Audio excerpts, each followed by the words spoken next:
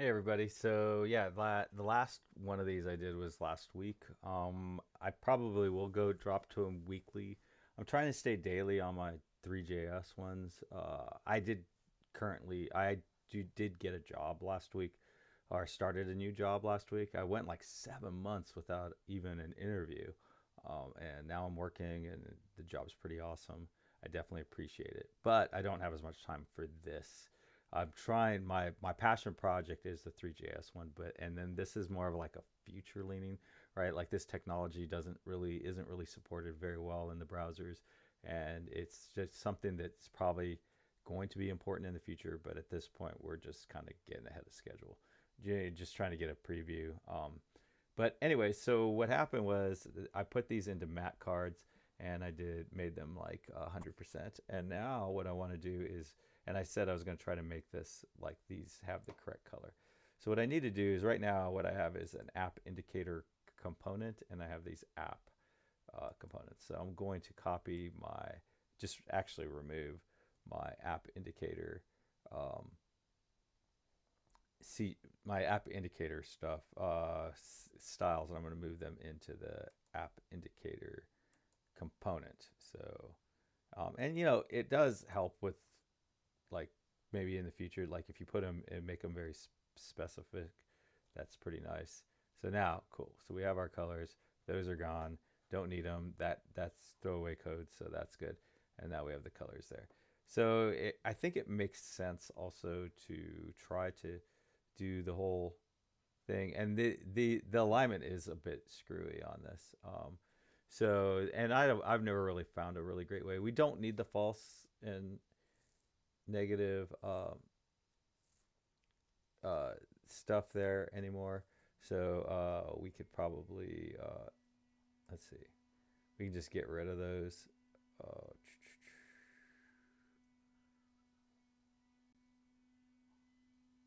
okay, so that's this right there.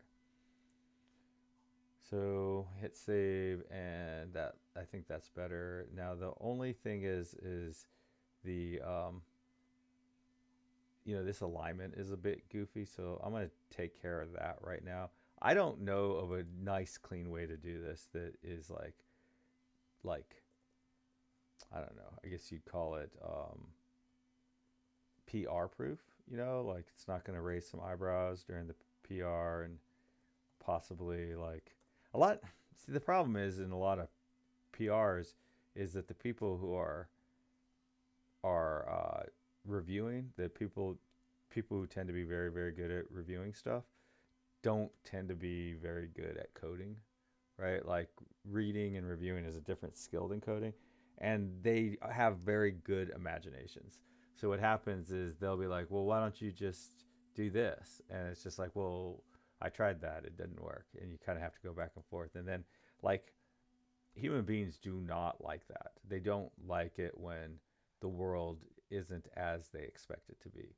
And so when they say, well, just do this or just do that, and you're like, well, I already tried that, it didn't do that, it didn't work, then they're kind of like, no, that's how my world works. And you're just kind of like, well, I don't, I hate to be the bearer of bad news, but that's just your world. The actual browsers at this point do not work the way you imagine them working in your head, or the way they worked with some other implementation that is something different. So this is always kind of a painful um, experience because I don't know of a really clean way of um, getting these things aligned. But typically, what I'll do is I will put them in a table. And some places like do not like the table tag. Like back in the 1990s, at some point there was a sort of people would use the table tag to design by. So they would say, "Oh, I want my left, all my left navigation in a table, and it's gonna be on the left side and right side." And the browsers back then had this thing where they wouldn't render the page unless you and if they wouldn't render the page if there was a table tag that was open. So what would happen is you'd have a table tag, and then you'd have tons and tons of code, and then okay, so no, at first what happened was the browsers would render when a table wasn't complete. So it would start generating rows, and it would start to render, and then what would happen is it would generate more rows, and then it would continue, and then it would render again. But whenever it would render a column, it would render them based on the widths of each column. So what you'd have is this weird kind of shifting around. Like the columns would sort of expand and contract in really weird ways, awkward ways.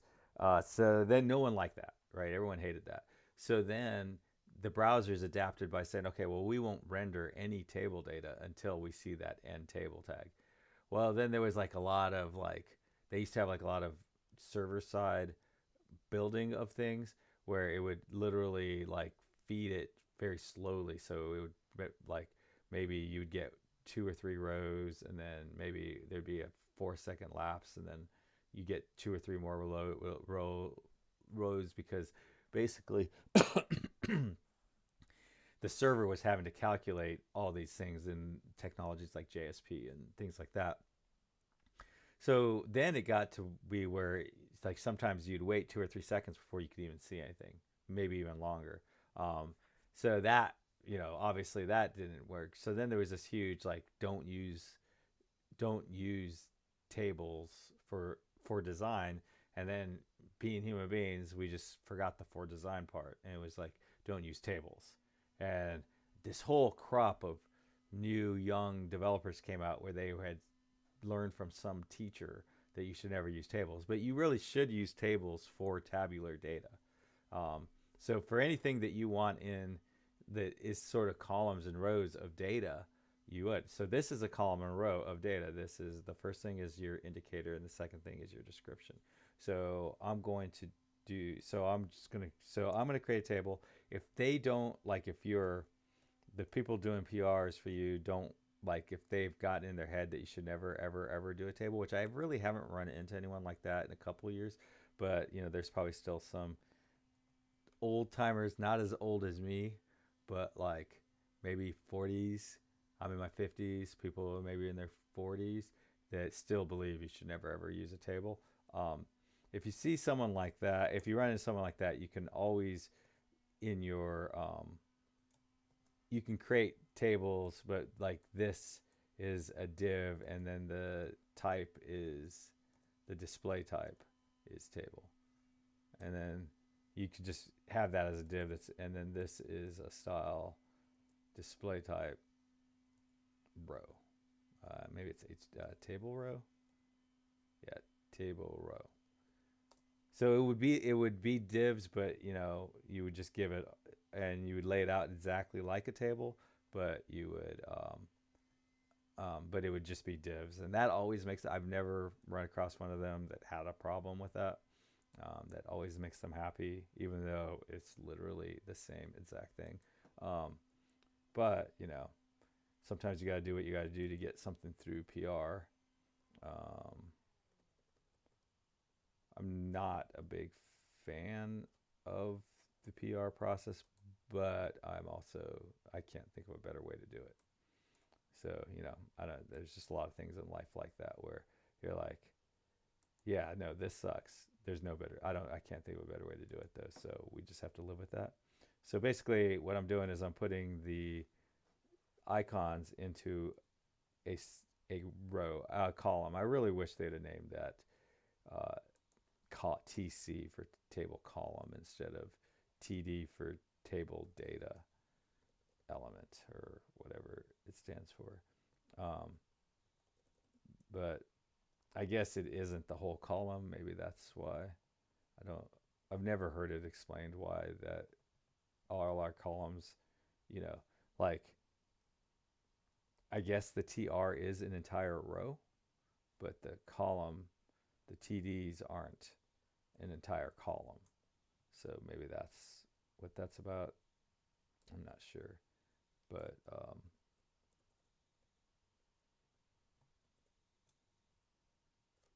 that seems right. Okay, yeah, so we're good.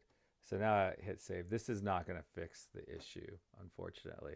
If this fixed the issue, I probably would have a lot less problems in getting this kind of thing through PR.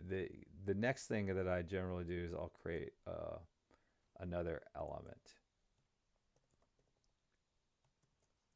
in here that just has the div. Now, like in this specific instance, we could use CSS and just change the matte icons. But if we end up using more matte icons in this component, then that'll break things. So I always do this: class equals indicator icon. We don't already have an indicator icon, right? Yeah, we just have positive.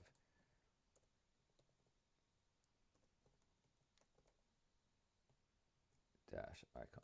Okay, so basically, either way, you end up with a div, whether it's positive or negative, and in that div, you have a class named indicator icon.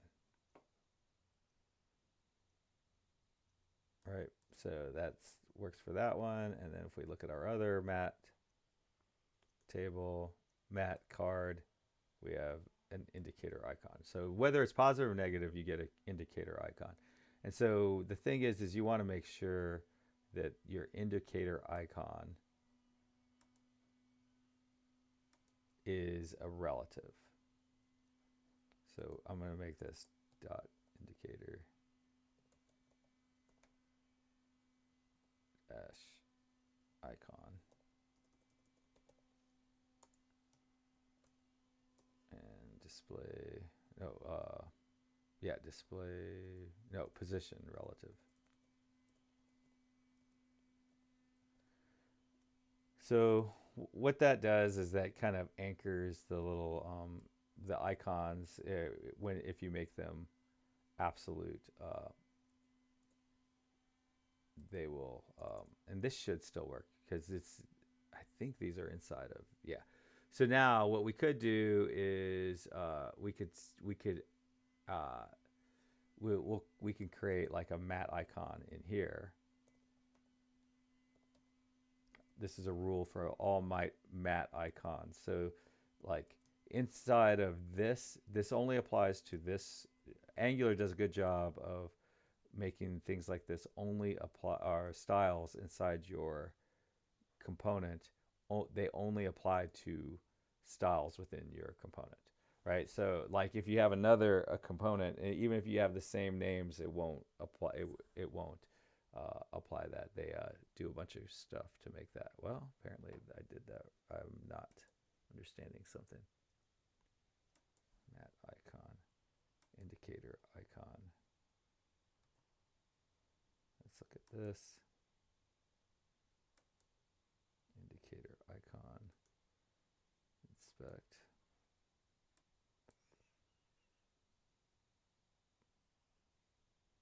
So all classes, for some reason, I don't think this should be a very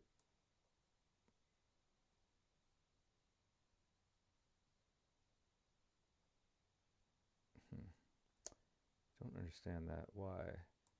Indicator icon. Let's see.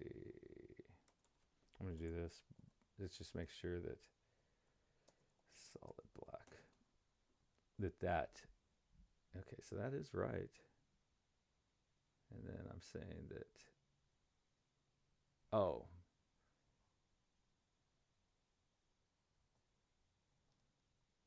something seems weird. Okay, so matte icon.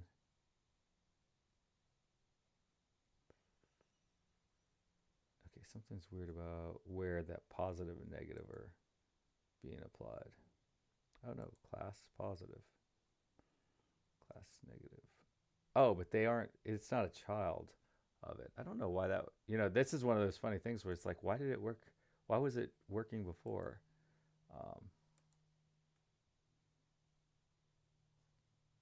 Okay, so well, I think if we get rid of this, it'll work. Yes, and then we can do this, matte dash icon. They were siblings, and the way I had that set up, it was a child. Maybe when I copy, I don't know. That's weird. Um, let's get rid of our border. All right. So I feel like these are a little high. They should be a little lower. Um, so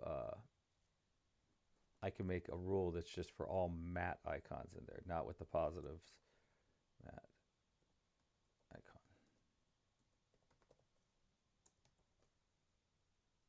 That's weird. Okay, and then position absolute. And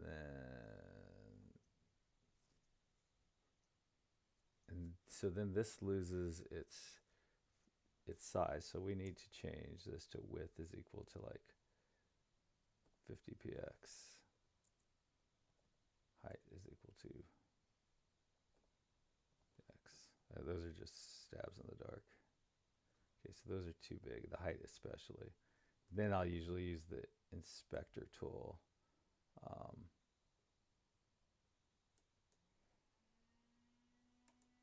And just reduce the height.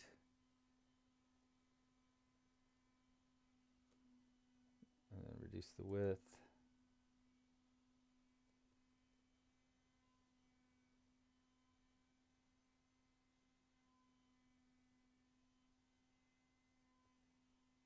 I think that looks nice.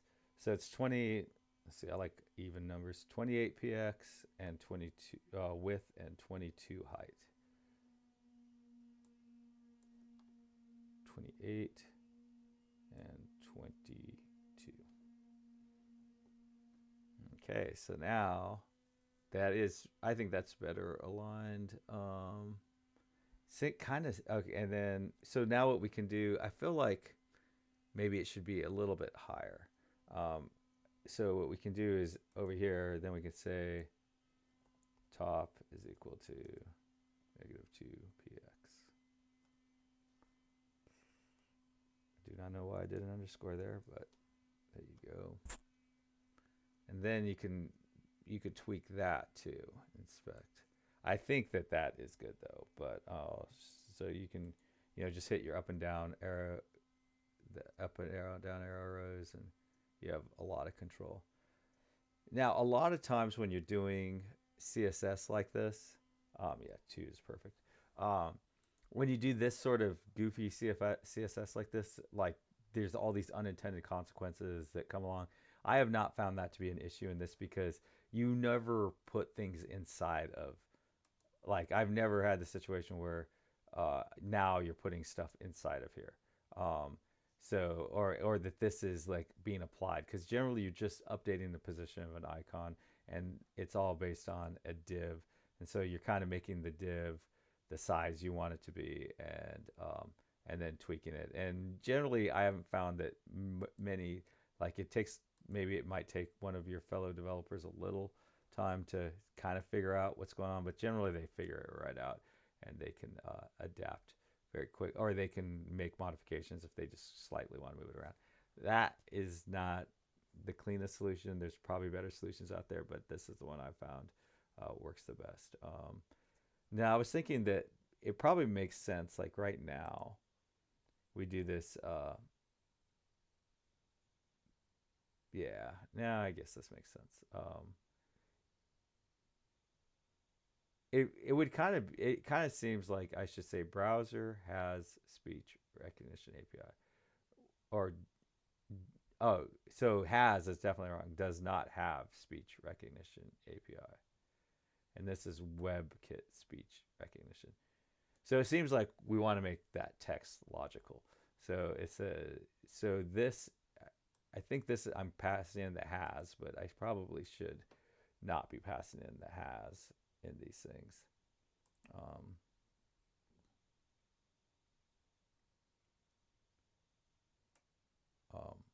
It should just say like speech recognition API, WebKit recognition API.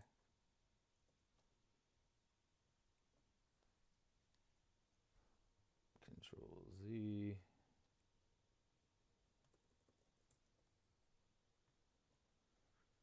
So thumbs down, speech recognition, thumbs up, WebKit recognition API. And then we know if it's probably the text should always be has, browser has, or browser does not have. That's it, right? So if it's negative, so and that's something we can solve over here, right? So we can create a um, prefix thing. This isn't a prefix equals, and then in the constructor, yeah, we can add an effect because these are signals, and in our effect, and we need to import the effect from up here.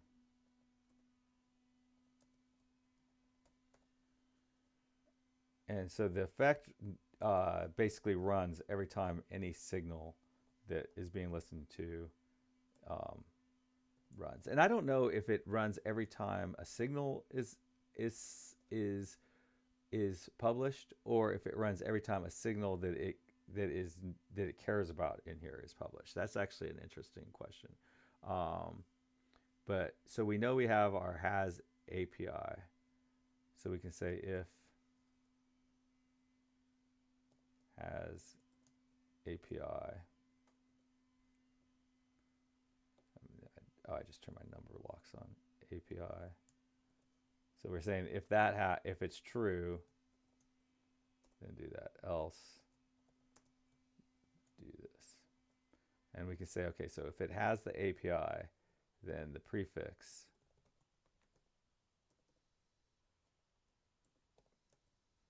equals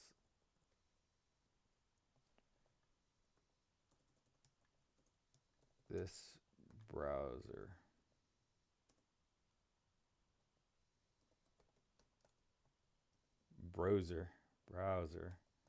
has the, and otherwise the prefix is this dot prefix. This browser does not have the.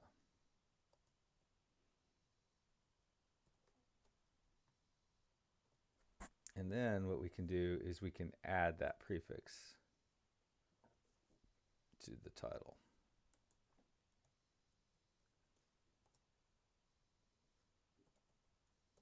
Let's see if that works. And we could even be like,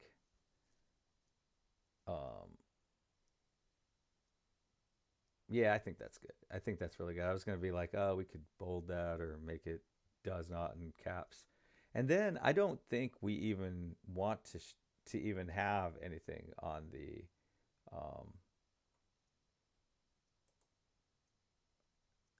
area. Area hidden should be true, right? Because the text would tell the person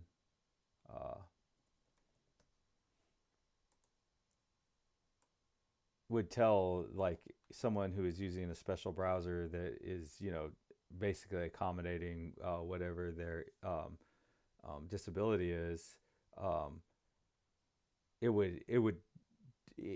label is good enough. I mean, the actual text, it's just going to read that off or whatever it does. So we don't need this, and we don't need this. And then, just to reiterate, this text is good enough. This is only useful for people who are looking at icons. If you're not looking at icons, then this text is fine.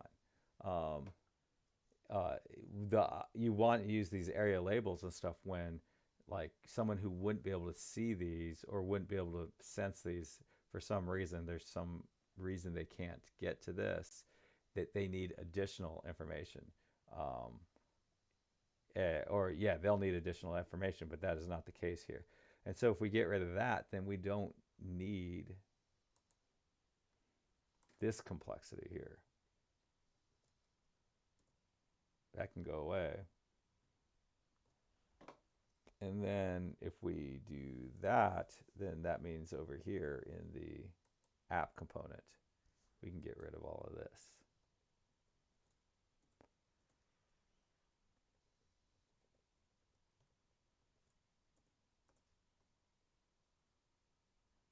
And I don't think we even need any of this anymore. We just needed this as a reference, but I think that that is done now. The indicators at the top.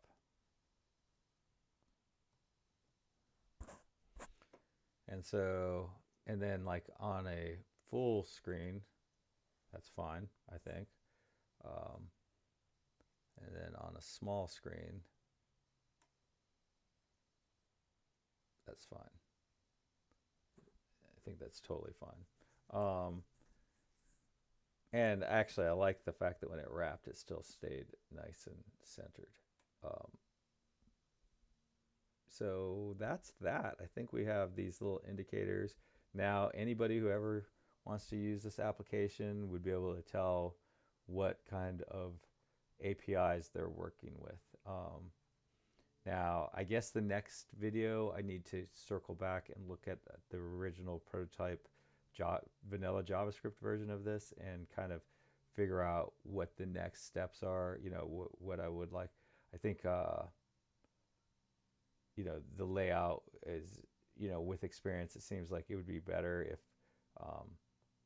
you know, you could just, the only things you really would need to, there's only a few things you need to check. You need to check whether you want the ongoing recordings or not. But anyways, yeah, I think the next video will probably be more of just a pure analysis video where just figure out what the next step should be. I'm more saying that just so that when I watch this video next, that I'll know what I was supposed to do on the next video. Anyways, happy coding, everybody. Bye.